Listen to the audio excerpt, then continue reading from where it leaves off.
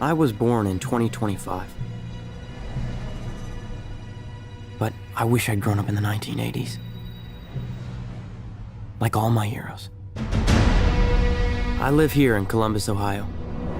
In 2045, it's still ranked the fastest growing city on Earth, but it sure doesn't seem like it when you live in the stacks. They called our generation the missing millions. Missing not because we went anywhere. There's nowhere left to go. Nowhere. Except the Oasis. It's the only place that feels like I mean anything. A world where the limits of reality are your own imagination.